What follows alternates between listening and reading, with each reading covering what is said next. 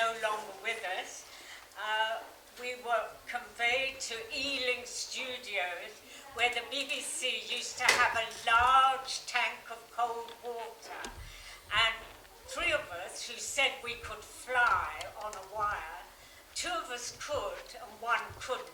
Fortunately, I'd been in a pantomime called Aladdin in the sticks, like Ipswich or somewhere, and I knew how to fly on a wire, and we were on wires in the tank, if you see what I mean, sort of above it, so the camera sort of shot through an opening, so it looked as though we were swimming. And sadly, this episode is the only episode that's left of that particular story, The Underwater Menace. And very occasionally it's shown at the British Film Institute on South Bank. And I went to see it, and sure enough, I'm still there looking 100 years younger. But fancy the BBC melting all the others away, because it was a very picturesque story, The Underwater Menace, for anyone who has the books about it.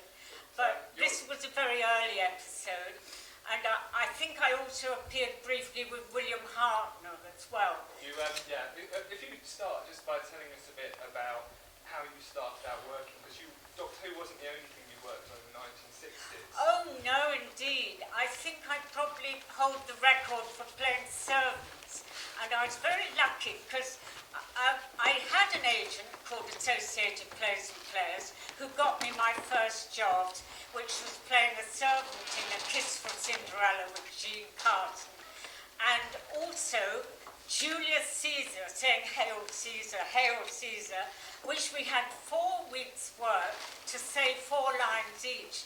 Now, nowadays, you'd be lucky if you got 4 days to say that, but I got to know Ronald Eyre and Dorothea Brooking, the second Mrs. Tanqueray, and one of my favourite directors was the late Stuart Burge, who did The Ghost Sonata by Strindberg, and I was with Robert Helpman, the famous dancer, Jeremy Brett, I mean, everyone you can think of practically. I was such a small part player, but I loved it. You know, if I had 6 lines, I was perfectly happy.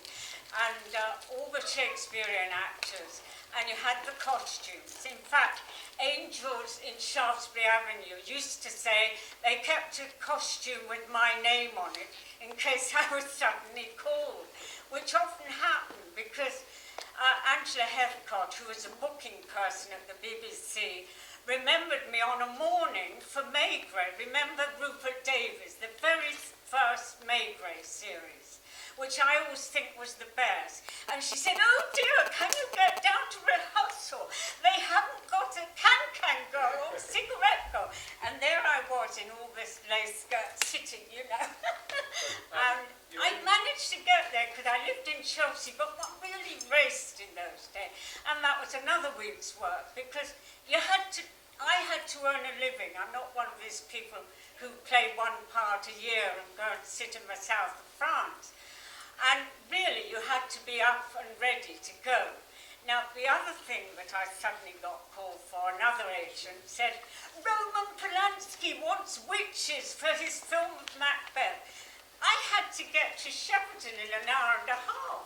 Somehow one did it, and we were all there. I thought, oh my God, how many witches does he want?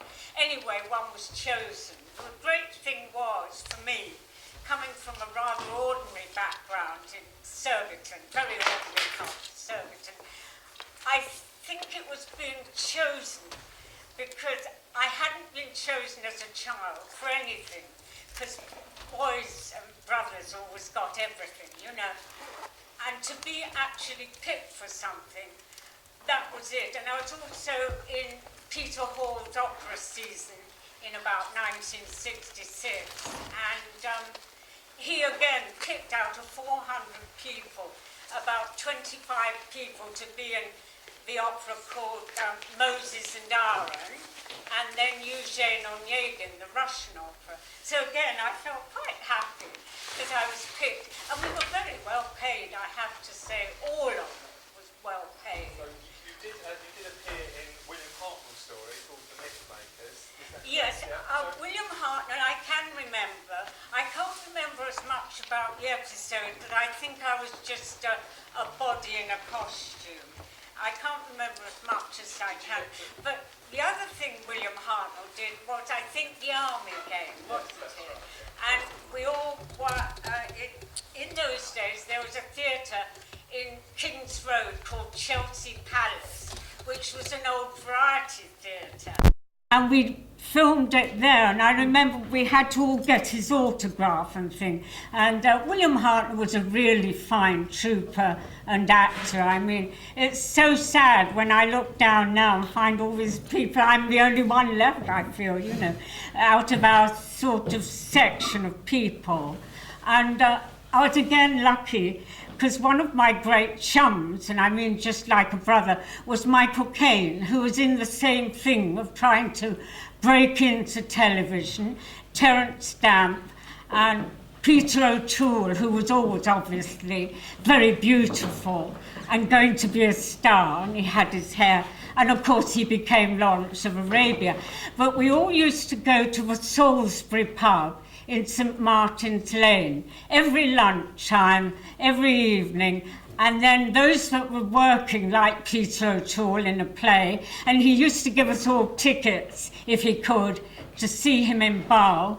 Then we'd all go to a club called the Buxton Club, Jerry's Club, and the long defunct Establishment Club, which we would have a few drinks. But it was an era which we'll never have again, because the actors now don't have all this camaraderie. Also, you don't get the long rehearsal periods. Well, I mean, 4 weeks to say 4 lines, you know, a line a week. And often we'd have a month, even if we had quite a small part, and you'd have costume fittings. And the other thing was, the BBC Club, don't let him here, we used to go in there, and if you had a bit of a thing to be famous, you'd have a friend telephone the club and say, "Is Mary McMillen there?" And so they paged, so the whole club could say, "Where is Mary McMillen?" So sort of all the directors were there, and their ears were all flapping. And again, you could walk around the television centre. When you knew your way, you'd done a few jobs, obviously. You could walk right into the building, have lunch, and walk all round the rehearsal and the studios to see what was happening. So that is how you got work.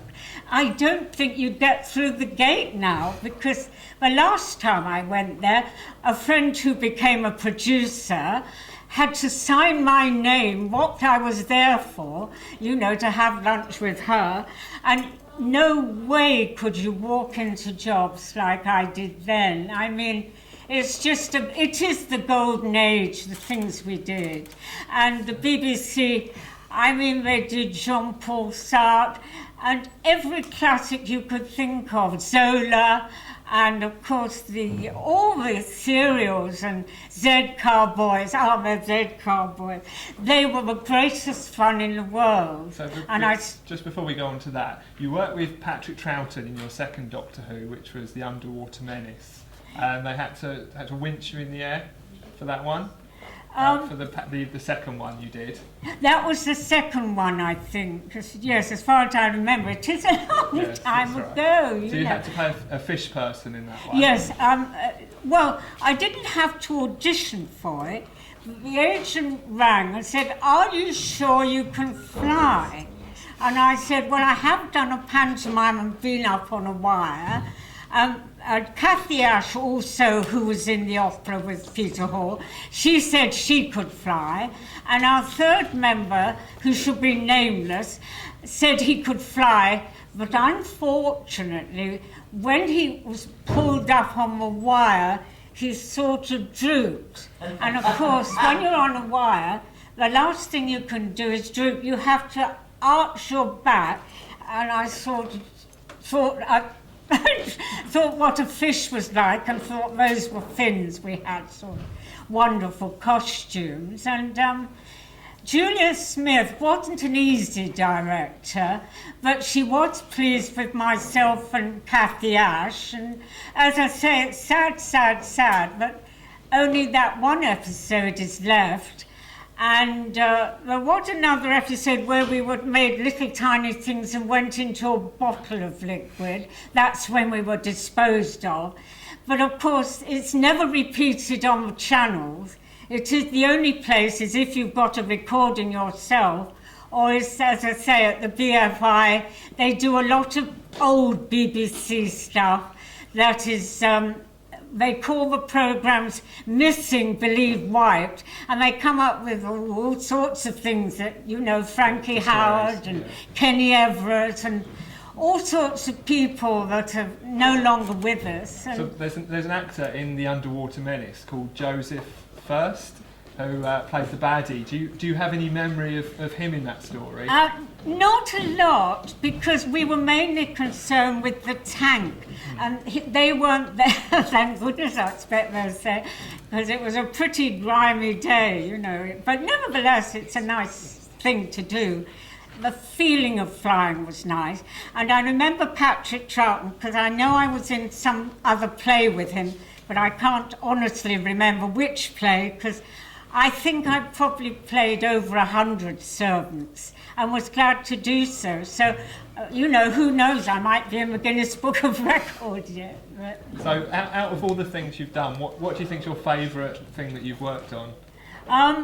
I would say that would be a favourite, Doctor Who, because I watch it now and it really is fascinating. Everyone, I'll tell you something, when you were in that, you were famous, whatever you were doing, because everyone used to watch, because we didn't have all these channels that we have now. You literally had BBC One, and then later on ITV came along, and nobody had anything like that. The only other director, Rudolph Cartier, did some mysterious things which were very good, like 1984. Just ask. Does anyone? I've got to ask some questions. See if anyone wants some questions for you. Does anyone have any questions? Can we come and join you as well? Oh yes, because of course. We're busy listening. Ladies and gentlemen, Annika Wills.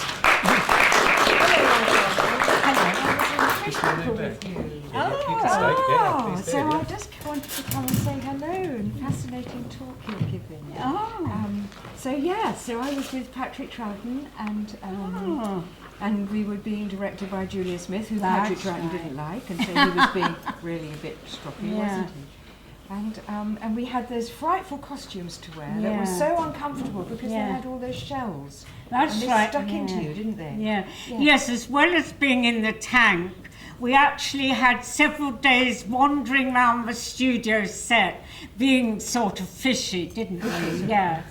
Yes, making a fishy sound. Yes. But we did, as I say, we were fish, so we didn't speak. But Kathy Ash, I don't know what happened to. I wasn't a fish. I was playing you were part the fish, companion, I think, you see. Yes, that's right. Oh, yes, it comes back, you know. But, And I just wanted to say too, because we fascinating what she's talking about, and because our lives crossed over, because I also used to go to the establishment.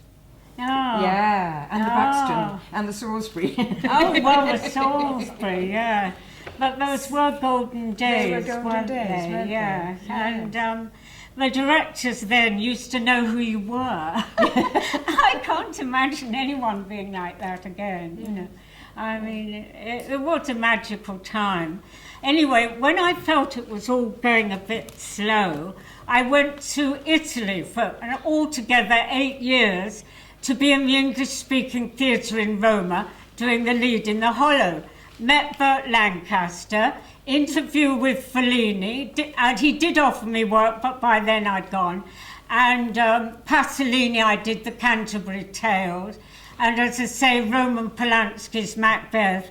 Roman Polanski, unfortunately, can't work in England anymore. But I felt by that time, at 40-odd, I was just getting that little bit old to be a sort of dancing, singing maid somehow. I could feel the directors looking to see if there was anyone a little bit younger. And you can't blame them, but, you know, I'd had a very good innings. And the other person who was very good at the time was the leading director of drama, Cedric Messina, who did The Merchant of Venice with Maggie Smith. I was always in something of his. He'd always find me an odd corner, if you know what I mean. I could ring up and say, hello, Mary McMillen available. He'd say, oh, yes, dear, you can be Maggie's lady in waiting. Now, you know, that's just... Well, I doubt if that would happen now, would it? No. Really, no. It were really odd things that happened. Even the bad times were more interesting than some of the good times now, because you never knew what would happen. As I say, the last-minute calls from the BBC, get here in an hour, you know, and all that. Does it amaze you that all these years later we're still sitting here talking about the Doctor Who that you did? I'll never forget them, because even in Italy, which was sort of a golden time in many ways, although you need to have your own money there, because you don't get any unemployment or housing benefits or anything like that. So even there, I used to think back, because I met quite a few BBC people floating around Umbria and Roma, because that's where elephants go to die, like Edmund Purdon, the actor. Several other actors used to go there, Terence Stamp, and meet in the Cafe Greco. But I don't think you could ever have a more odd, but successfully odd career as mine, because I wasn't Glenda Jackson. I'm a great admirer of Glenda Jackson, but, you know, doing all these little things, I was practically in everything you can think of, you know, and all the directors, Claude Wattham and, as I say, Stuart Birch, who are no longer with us. I mean, it was nice just to be remembered by them, really, sort of. You know, I can't think of anything else I could have done, actually, and with my bit of dance sometimes, and, you know, the opera. As I say, I did manage to make some sort of living, and I tell people now they have to learn to do something if they wish to go into the business. You have, like Petula Clark was someone who grew up very near me. Now, she could sing very well, you know. So obviously, I think the people that last can have an actual talent, and sort of somehow it's better than reality television, I think. Did you meet Petula Clark? Did you meet Petula Clark? I have met her, yes, when I was about 14, because her father wanted her to get out of Suburbiton. Ewell, actually, she lived in, and she used to go to Bentall's in Kingston upon Thames and do personal appearances. I mean, she started, I'd say, about the age of 12, you know. I was a bit after that myself. But I sort of took it all in, you know. But her father was ambitious for her, I think, and she's still going. Sure, Mary, can we take one audience question, and then we'll have a little chat to Annika? Is there any question? Does anybody have one question? I can't hear very well. Would anybody like to ask one question? Yes, thank you. It's really for Mary and Annika. Yeah. It's regarding you say you went for a drink quite a lot. Basically, that wouldn't happen nowadays. So if you, I mean, was that the normal thing? What I'm saying is, was that normal in those days for everyone to go down the pub, have a few drinks? Was it? I think what he's saying is, was it normal for people come back to you on that one. to meet in the pub for a few drinks? You know, all the different actors and actresses meeting together in the pub. Was that just the way things were then? Normal. I'd say a certain group of actors who are now referred to as Hellraisers, Oliver Reed and Richard Harris. Yeah. I wouldn't say they were in it all the time, but they did sort of go round different places. Oh, the other one was the lovely Patrick McGowan too. He was there. And, I mean, yes, they did drink a bit, but mainly we were in town because the thing was you had to go and see your agent. You had to sign on if you were unemployed every day. And it's sort of, you'd go for lots of interviews and auditions, and quite terrifying auditions in the theatre sometimes. and for things you were hopelessly wrong for, you know. They'd want someone 6 foot tall, and I'd arrive, and Robert Morley said, "Oh, look what they sent me, a midget," you know. And this was in a theatre, and he was very nice, but, you know, sort of things like that. So, quite frankly, after that, you were a bit thirsty, weren't you? And I mean, Michael Caine and things, I know he's so famous now, and he was a great buddy, but I mean, it took a long time for people to establish themselves. I mean, and Terence Stamp, who I must say was one of the most beautiful faces I've ever seen, you know. It wasn't instant as that. You had to get employment, that's the thing. Yeah. So you did need a drink. And then after the theatre, well, you needed, you know, if you'd been to the theatre, and you knew the Buxton was full of actors and directors, off you would go to the Buxton and have a few drinks. And then if that got a bit flat, you'd go to Jerry's in Shaftesbury Avenue, which was slightly upmarket. And then again, the establishment club was slightly snobbish, I felt. Did you? No. Oh, well, Peter Court didn't seem to want out-of-work actors. So one night, a whole lot of us, Michael Caine and a lot, all the chums, we got about 20 of us and just marched in and demanded drinks. And of course that ended the sort of standoff. But I think he thought he was sort of... There was still a bit of class system there. In fact, there is now, but even in the theatre profession, there are some older actors who you had to address as Miss something or Mr. something. You couldn't just slap them on the back and say, "Hey, Stu," you know. Or Annika, would you like to answer that question about the going out after shows? I wanted to say, but we still do. You know, as soon as we finish doing a big finish, it's down to the pub to celebrate. I think it's very much part of our... It's also a release, of course. It's a release, but it's part of being an actor is the drinking. But you wouldn't do it lunchtime or anything like that. It would be after. No, I have to tell you, I have to be honest here. We did. We went up to the BBC bar, Pat Troughton, and you were mentioning the Z-Car boys, and you'd meet all the people who were working that day. So it was very much part of the social scene also. Isn't that important for networking, I suppose? I was on the drinking man's diet, so I was knocking back the cherry at lunchtime. yeah, I remember your face now. Do you remember? Yeah. Oh, get older. But you know what's interesting is that what you speak about is actually absolutely, as you say, it is a time that isn't there anymore. No. The idea of having your own costume hanging in Burmans with your name on, just in case, you know, you could pop down and fill the role. It's a very different business now. It is. Yeah, it is. More questions? Go, you ask. For Mary, because she's going to go and do some... Oh, right, okay. So that was your association with Doctor Who. Yeah.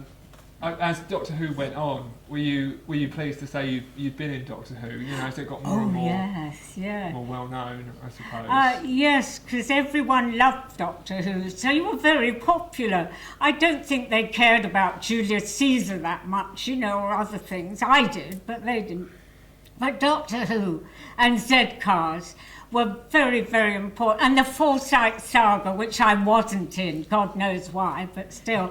Those were legendary programmes, their history. Because I was going to say, talking about the Forsyte Saga, was there anything else that you wish you'd got to be in that you didn't quite manage to be in? Well, there always were, really. I can't understand why I wasn't in everything, you know. I think Peer Gynt I would have liked to have been in, which had lots of mad people in. But I did work for Alan Cook in a lot of other things. And he's late Alan Cook, late Alan Clark too. Yes, I didn't work for Alan Clark, but I saw him often. And he's the one who did Scum and made the BBC's hair stand on end. And all the legendary people, you know. I'm sure there are different people now making legends, but I don't... Oh, and Dennis Potter. Oh, I've forgotten Dennis Potter. And John Le Mesurier. who again was in the drinking crowd. John Le Mesurier, the perfect gentleman, wasn't he?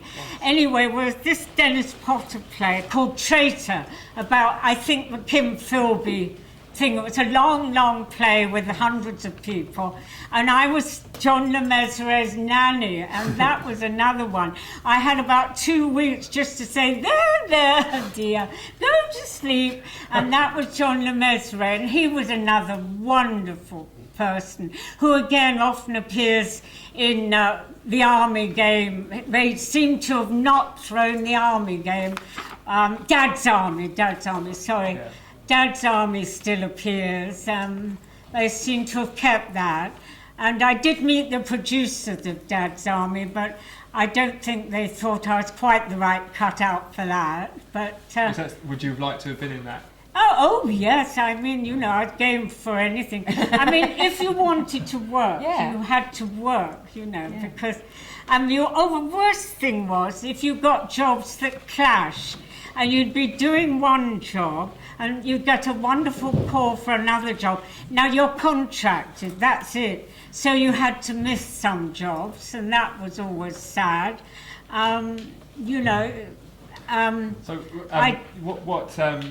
As you went on, when did you leave the acting profession, or is that something well, which is when just I was about 1977, I think the last big thing I did was with Vivian Merchant, again, Harold Pinter's first wife, played Elizabeth Fry, and a big production again. I can't understand why the BBC never repeated, because Elizabeth Fry is one of the most famous people on postage stamps, and even when her centenary comes, they don't bother to show it again, whether they've burnt it or whatever. But she played Elizabeth Fry, and that was another 6 weeks to say 6 lines in a prison cell with blacked out teeth and things like that. And then, as I say, I went to Italy, and it was very difficult there to make any money, as I say. They like people who spend money, but I did land in, as I say, the English-speaking theatre and play a leading part in The Hollow. So, you know, roundabout sort of goes on, doesn't it, really? And my Fellini interview, Federico Fellini is famous for speaking English. When I got to Cinecittà, a long, hot journey on a hot day, he decided he'd forgotten his English. And I'd not been in Italy very long, and I can't say I'm a greatest language person. And so I had to do the interview in Italian. So he sort of sat back. Che cosa desidera? And I said, well, desidero un'apparizione in un spettacolo di Fellini, which is pretty painful, but it's, you know, it's all right. Spettacolo is a film, and apparizione is an appearance. And the whole interview, you know, I was sort of winging it. But as I was offered work when I'd left, you know, obviously I had my picture on. He had a wall of English and Italian actors, and I think I got my picture on the wall. But just to ask you a little bit about Julia Smith to finish with, because she obviously went on to create EastEnders. What was your impression of how she was like to work with at the time? Julia Smith, don't think I worked with her again. She was quite difficult, but she was also quite clever. She was sort of very grumpy about the boy who fell apart. But, you know, I got on with her all right. I find women directors are every bit as good as the men, because in actual fact, the women have to be better than the men to become directors. Yeah. There was Dorothea Brooking, quite famous, and another one who did Compact, that was the other one. Paddy Russell, that's Paddy Russell. She did Doctor Who and I did 2 episodes of Compact with Noel Dyson. Now, if you have a very small part, you have to be very careful that the leading actors don't get so carried away that your lines disappear. So I managed to get my lines in with no dice, and it was going, and I say, oh, well, I managed to get them in, but it was quite a fight. And that is why I think I'm quite quick now, because I never miss a cue wherever I am, if it's a political conference or a debate. I've been on BBC in debates, I don't get paid for those, straw poll. And, I once took, what's his name, somebody apart on taking issue, Frederick Forsyth, that's it. They have people on to take them apart. And I think I was the only one who got Frederick Forsyth doesn't just write thrillers, he's also a campaigner for the countryside and a bit of a shooter, as I got that in. But you do have to be very, very quick if you muck up a production as a servant, you won't be a servant again. So I used to count the steps to where I had to be, to my mark, and turn the way, quite technical, though it was so small, it was very exacting in its way, because you couldn't get into the part, like, say, somebody emoting as Elizabeth I or whatever. You had to just do it as well as you possibly could and make sure you were in character. And I'm very particular now when I see period plays and I see people swinging their arms. Well, servants didn't really. They were very, very down pressed. They were characters like upstairs and downstairs, which was good. But you did have to fit in. And if you didn't fit in, you wouldn't get another job as that thing. So obviously, I struck directors, that girl fits in. That's is that point about female directors something that you'd agree with? Yes, I would. Actually, we listened earlier on to I've forgotten her name because I've got the name forgetting disease. Lisa. And lovely to work with Lisa, also because she's an actress. So if you work with a director who was an actress, they understand the whole thing. Mm. So it's very lovely to work with these women. But I didn't like Julia Smith either. I thought she was such a bitch. Well, I tend to be favourable to people who employ me, but I know what you mean. You had to be a bit diplomatic, and I'm probably not now I'm old, but when you went to interviews, you can talk yourself out of something. Yes, yes. You had to size up, walk in confidently, size the director up, and you can usually tell if they like you or not on sight. But you have to say what they want to hear.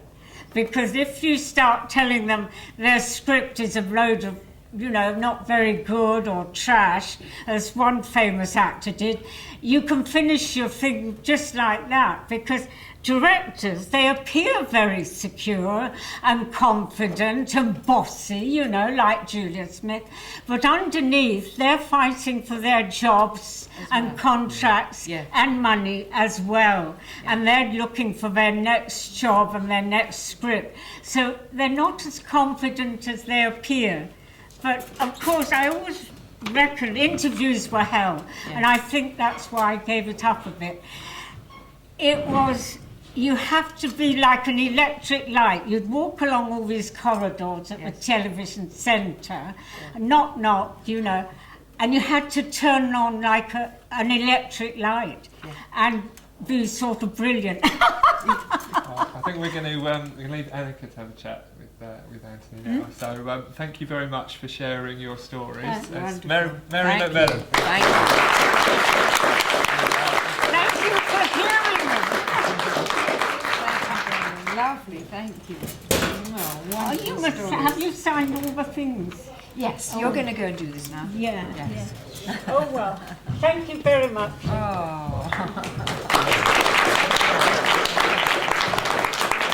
Goodness me, how do you follow that? Fantastic. I just have to take one little tiny issue for support my friend Peter Cook. because I spent many happy evenings in the establishment, and he wasn't snobby about actors at all. In fact, he was quite in awe of actors. He liked to have been an actor, and he didn't know how to do that. And when he got to play, do you want to come and sit over Yeah, here? cool. Yeah. What was he doing? Bedazzled. When he was going to do Bedazzled, he got terribly worried because he wasn't an actor. He was a performer. He was this great satirist, and he knew how to perform, but he didn't know how to act. So he came to, this is all in book 1, he came to my hubby, Michael Goff, to ask if he could get some tips on how to work down his script. And Mick Goff was busy, couldn't do it. And so I got the job. So I helped Peter Cook do his script. And what was brilliant was that what he didn't realise was that you break the script down into thoughts. So your character is actually always thinking. And that actually stopped him from feeling afraid, because if you stand there in front of an audience and you're just raw, it's very scary. But if you know exactly what your character's thinking, it's not so scary because you're inside the character. So I got him to get inside his character of the devil. So that was an honour, you know. That was a real honour to work with him. And you just mentioned, Annika, there, the first book, but I just realised now that the second book, Naked, is available upstairs in the dealer's room. Yeah, they've all bought it. They've all bought it. I mean, people say it's quite tricky to write the second book. Was that second book tricky for you to write? Because it was very much just a continuation of where you got to. It's been the most amazing process, actually. God, writing about your life.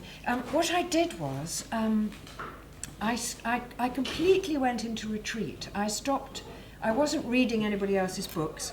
I wasn't watching very much television. I cut off all my friends. They won't speak to me now because I haven't seen them for ages. And I completely went into deep retreat because I was having to transport myself back into those days. And actually, once I'd made this kind of leap back into the past, it was amazing. Because I was there, and I could remember the smells, I could remember what it looked like, I could remember what I felt in terms of this lovely lady, Mary, talking about going to see Fellini, and I also went to see Fellini, and he did the same to me, he spoke in Italian, and so he got this woman, and I stood there, going back, I remembered exactly that I stood in this room with these people behind a bench, you know, him and all his cohorts were there, and I'm standing here, and then they're saying, okay, can you turn to the right? Turn to the right. I'm here to do a part, don't I? Okay, can you turn to the left? And he's going, moo, moo, moo, moo, moo. And I suddenly got pissed off. And I can be a bit stroppy. And then they said, I had a little hat on, and the darling little hat, and they said, can you take your hat off? So I took off my hat and I said, yes, and I can speak too. Good morning, and I walked off. I didn't get the part. But, you know, I just was fed up because I knew he could speak English and that he was hiding out. So going back and remembering how everybody said, you fool, you could have got it. And that was for the part, that was for Blow Up. That was Vanessa Redgrave got that part. Yeah. So, yeah, writing the book. Yeah. I've read the first book, which is called Self-Portrait. Why is the second book called Naked, then? Okay, so one thing was that Tim, where are you? Came across this picture of me with nothing on, and he thought that would make a rather wonderful cover. Because thank God the photograph wasn't clear enough to be able to use, so I didn't really want to be naked in front on the cover.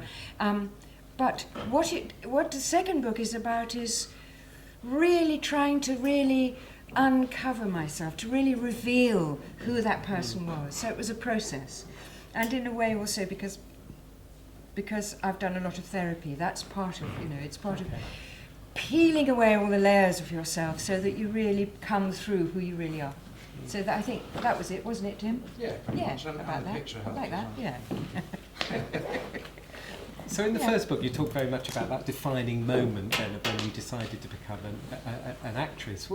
Tell us about that. When was that realisation, if you like, that you were going to be? God, I was so young. I think, you see, the thing was that my mother wanted to be an actress and she never made it. So I think as soon as I could toddle, she was already saying, she's going to be an actress. So as soon as I could speak, I'm already saying, I'm going to be an actor. And I started writing plays and acting and directing them when I was about 6. Yes. Because you talk very much in the book about, in the first book, about mum pushing you into. Yes. Because But she wasn't like a ghastly sort of pushy mum. It's just that she thought, you know, the genes went through, and that obviously she hadn't made it, obviously I would, and that I had the talent. Yes. It's an interesting thing. If you have a mother who thinks that you're totally beautiful and totally talented, this is a cross to be nailed up to, you know, because then you have to perform, you have to do it. But as you became a little bit older from that, who were your acting role models? Were they actors or were they actresses? Actually, Sylvia Sims was one. Okay. Why was that? No, but when you look back to the people that I revered, Petula Clark was one. And there was another lovely, Janet Scott was one. These were young women that you saw in the movies. But when I look at them now, how hopelessly English they were. I mean, they all spoke like that, you know. So that's how I thought you ought to get work. You had to speak like that. And that was part of the passion. Did you admire actors? Were there any male actors that you admired or had aspirations to be like?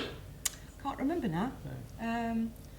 Can't remember. Oh well. It would have been all the rank organisation, you know, pin-up boys. Yeah. John Fraser, or you know, yes, you know, these were the sort of dream boats. Because you had a soft spot for Patrick Troughton, didn't you? I mean, I knew him as an actor. Right. So when he walked into the rehearsal room and he was going to be the new Doctor Who, that was yay! You know, that was fantastic. But I didn't know. I think I grew to like him, working with him. Yeah, and especially it was such a relief from Bill, because Bill was so heavy and difficult, and Pat was so user-friendly.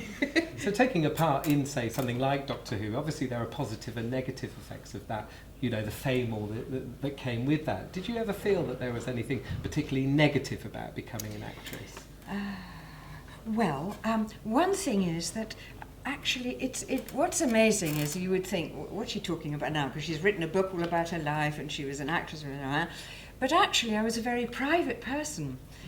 So that, and I think actually quite a lot of actors can be that way. They can be quite private, actually. So that putting on a role is not quite so scary because you're walking onto the stage and you're somebody else.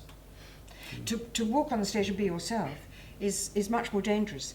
And a lot of actor friends, when I started doing these Doctor Who things, you know, going up and doing incarnations, they say, oh my God, you know, you have to get on the stage and be yourself. How embarrassing. I hate doing interviews and stuff.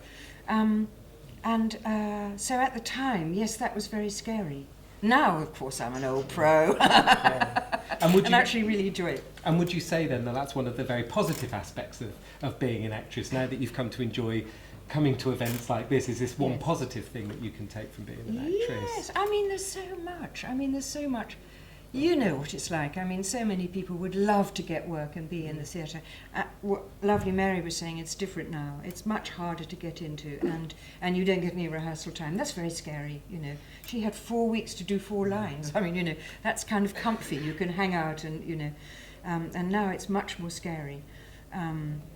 But of course, it's the most wonderful life. Because one thing about it is that you never know what you're doing. I couldn't do a 9-to-5 job. I tried. I just broke out in spots. You know, I couldn't walk because I didn't want to do it. So the idea that you don't know what you're going to be doing next week or when your role is finished, what's coming up, that's very exciting. Actually, It's lovely because it makes your life so, you know. And when people talk to you about, oh, I remember you were in Doctor Who, what's the first thing that comes into your head when you think about the programme again, retrospectively? Oh, fondness, just fondness. And now, of course, we're totally cool because, you know, now it's a big thing to be able to say, oh, I was in Doctor Who. I mean, at the time it was also. As soon as I got the part, I was running up the street saying, hey, I'm going to be in Doctor Who, you know. It was the biggest thing in television then, you know. Yeah. And do you watch the new series? Of course. Of course. Am I not glued, shouting, yay? Yeah.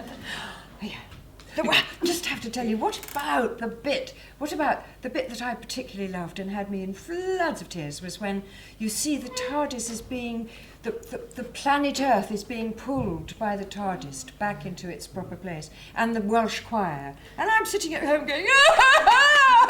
Just fantastic, fantastic. Best stuff on telly. Oh, okay. Yeah, absolutely. I mean, it always was. It always was, and it still is. It's amazing. Yeah. Doctor Proud Who, to be a part of it. Doctor Who fans lost you for a while in terms of trying to find out where Anneke Wills was, where was this character Polly? Yeah. Where, in those intervening times, say maybe in the late 80s and 1990s, where were you, Anneke, when everybody was looking for you? I was off. I'd travelling. I did a lot of travelling actually. In book one, I go on a bus all over the States, from New York right across to the other side and all the way back through the South. And in book two, I travel all the way over to India on a bus, and then I went to Canada. So I did a lot of travelling, a lot of outer travelling and a lot of inner travelling, and I had no idea that Doctor Who was still going on, you know. So all in book two it is where they call me up and I say, "Get out of here! You must be kidding me!" You know, there are a whole group of people still cheering and keeping the programme in their hearts because it wasn't on the screen. I had no idea that was happening. I was actually at the event when you first came back into Doctor Who fandom. Really? How much was was that a shock? Yes, it was a shock. Yeah, go on. Yes, it was quite frightening actually. Walking down that thing and everybody go, yay! I mean, the power of that's very powerful. To have 500 people all cheering you, that's very powerful stuff. And it's also very exciting, and that's partly, I think, why, we read about these kids, Britney Spears and people who get, up on the stage, and it's a very massive thing, this focus of so many thousands of people focused on you. If you let it go to your head, you've had it. Yeah, you can lose the plot totally. And all that is in the second book? All that's in the second book. Oh, okay. He hasn't read the second book. I've not read the second book, I've read the first one. No. Talking about the first book again, your recollections of the 1960s, lots of powerful memories, very personal memories at that time. What's the biggest thing that you would take from living in London or working in London in the 1960s? I suppose in a way, when you look back, I mean, at the time, there's all these wonderful people, and you're bouncing off them, the Peter Cook and who else? Remind me. Jonathan Miller, Dudley Moore, John Lennon, that you actually met these people. But at the time, that was the era we were living in, and we were actors, so it was kind of normal in a way. It's like looking back, you think, my God, Peter Cook was my friend. How amazing is that? At the time, it was just what was happening. So looking back, I would say how blessed I was actually. Listening to Mary talking, these wonderful names that she was just rattling off in the pub with Michael Caine and Peter O'Toole, and I was there also, in those very same clubs. So in that time then, what do you think was your biggest accomplishment? Biggest accomplishment? Actually, I have to say, have I bored you? Are you leaving? Don't go away. Come back. In fact, apart from Doctor Who, I had already started working in television, and the biggest dramas that they did at the time were called Plays of the Week. And they were really very good dramas, very well written. And so it was like masterpiece theatre. They were one-off dramas. And I was getting leading roles in these things, and that was amazing. That usually got forgot, so it was always Doctor Who that it was focused on. But I had actually done quite a bit. My career was actually, my agent was happy that my career was actually building up quite nicely. And then I dropped the lot, which is my way. I said, I'm off to do something else now. Again, in the first book about the regrets about missing out on getting the part in The Collector with Terence Stamp, I noticed that Mary talked about Terence Stamp, and your body language changed a little bit. He's so beautiful. He's a very beautiful man. Yeah. Is that a regret? It certainly was a regret that comes out. Oh yeah. Yeah, I should have played that part, because I could have played it standing on my head. And they got Samantha Rigo, and she wasn't nearly as good. It's so lovely now. Now I'm all old, it's lovely. I can say all these things. I don't give a bugger. Trash people and, When writing an autobiography and the approach to an autobiography, when you're digging deep, because it is quite a soul-searching moment where you're actually going to lay yourself naked, lay bare your life for people from outside to be privy to. Was that quite a hard process about digging deep? Because there's some quite sensitive issues that you walk through in the first book. Is that hard? Well, at one point when my husband beats me up. Yeah. Not really, because I haven't ever buried stuff. I've never done that. I've never buried stuff, and so I had to go back and go, oh my God. No, I hadn't. It was always, because part of doing therapy is that, that it's always present. And so I hadn't stuffed it away. Certainly in book 2, when I had to write the most awful tragedy, and I was putting it off. I knew it would have to come. I'd have to write it. Oh God. Okay, and eventually I get to the point where it's got to be written. Oh man, I'm going to have to go through all this all over again.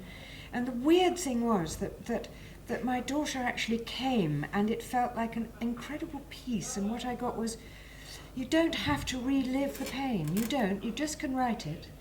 And so I lit a candle, and I quite calmly wrote it. It wasn't actually too awful. What was worse was having to go back then and edit it and reread it again and make sure the English was right and the commas were in the right place. And that was harder. I don't have to read it again. But it has been an amazing process, because I feel like it's done. Except the weird thing was, I was listening to Warren Beatty, and he's written his book, and they were asking him about it, and he said a very good thing. He said, it's very hard to let it go. It's very hard to let it go. I was still lying in the bath in the morning, out in the garden, in my little bathtub. Oh God, I never said, and I didn't tell him I should have said about that, and so, no, it's done. Shush, be quiet, it's finished. I can't turn the voice off. It's a very powerful thing to have a voice, to be writing and putting it out there. This is a very powerful thing. So then when it was done, I felt quite a sort of flat, actually. That, am I really going to go back to spray the roses and the green fly are all creeping up? Yeah, okay. And did you have to reconnect with people to check maybe dates or facts? Was that reconnection a good thing, or was that, again, that soul-searching moment where you had to dig a little deeper? I'm awful, because I mostly made it up as I went along. There's some people I don't speak to anymore. But other people, it was lovely, because for instance, I went back to Norfolk, and I went to see some friends there and spent a week in Norfolk, walking around all the places, and remembering the beaches and talking to the old friends, and then they were reminding me of lovely stories, and then I was making notes, so that part was really lovely. But other than that, because I'd been all over the world, that was hard to do, and I couldn't retrace my steps all over the world, so I just had to sort of remember it. And actually what's happened is that I've forgotten people, and they're really pissed off with me now. I think, you didn't put me in the book. Well, I only had 300 pages, I couldn't get you all in, What to do. And you've done lots of amazing things. You've travelled the world. Again, in the first book, you talk about never visiting the Eiffel Tower. Is that still the case? Do you know, I never have. I don't know where it sits in the landscape. When you get in a taxi in Paris, you go from one station to the other. I never actually saw it. I've never seen it. But I'm not so fussed anymore. In fact, I'm not so fussed about seeing anything anymore. I feel like, in a way, the world that I travelled around isn't there anymore. It's a different world now. It's a more dangerous place. I'm happy in my garden. I'm getting old.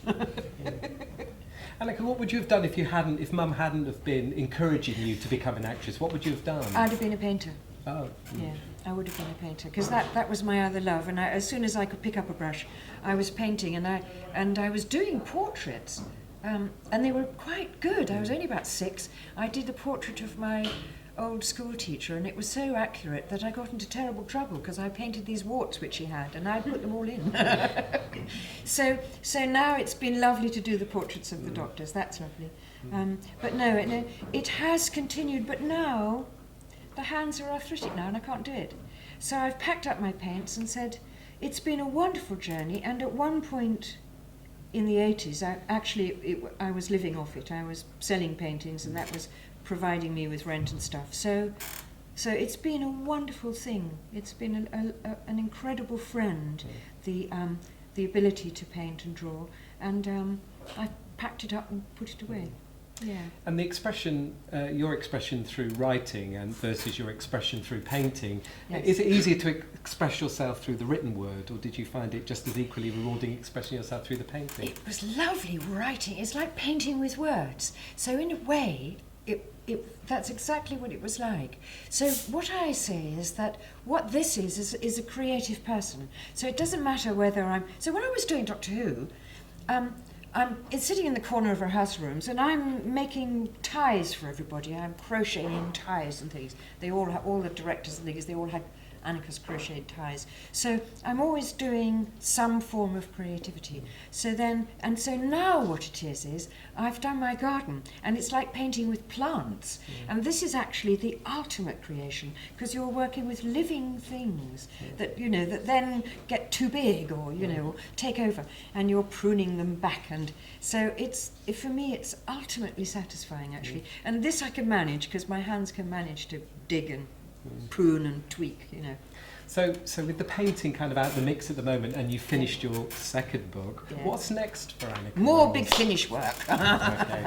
hopefully, and more work, doing audios for the BBC. I love it. I just love it. I love the fact that I'm not in vision, so that's not so nerve-wracking, because that would be totally nerve-wracking. So behind the camera, with the headphones on, using the voice, lovely. Really loved it. I think we've got a little bit of time for some questions. Yeah. Does anybody have any? I've been hogging Annika for a while. Any questions? Yeah. Annika, I used to love the relationship between you and Michael Craze when he called you Duchess and all that. Were you friendly in real life, and did you work with him on other programmes together? Some memories of it? Only did Doctor Who with him. And he was really, one would describe as a best friend. He was a real best friend. And he had this ability, which we kept all the way through when we picked up again in these last few years, where I would offload all my madness. Oh no, and then there's blood and he'd just sit there chuckling. He was just so lovely and down to earth. And the amazing thing was, with a really good friend, many years can go by and you pick it up as though it was just yesterday, and that's what we did. So it was really weird when I went back on the TARDIS set, just a couple of years ago, and went back in, because I could feel Pat and Mike going, she made it, and I feel them very close to me all the time. This is one of the things in the books, if you've read them, the extraordinary serendipity of re-meeting people, and extraordinary, you would call them coincidences, except that I don't believe in coincidences, so it's like serendipity.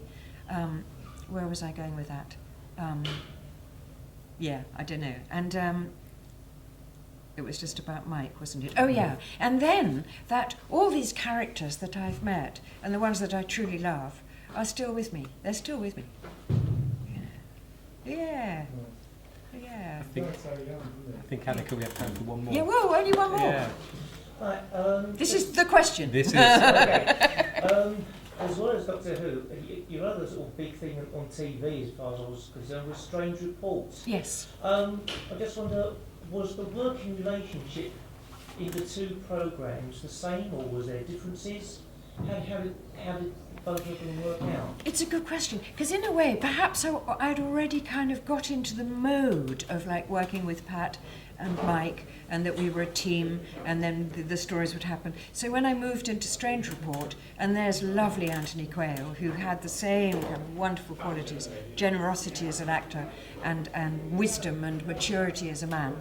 And then I'd have the sidekick, which was Kaz Garras. So in a way, it was like slotting back into that same relationship, except it was slightly different because we were filming it. But I know I felt just so at home. I really loved it. And then once again, at the end of it, I said, I've had enough now. I'm going to do something else. I have this ability just to just when things are going really good, I say, right, something else. Well, Annika, it's been lovely coming to share your memoirs of your time on Doctor Who. Annika Wills, everybody.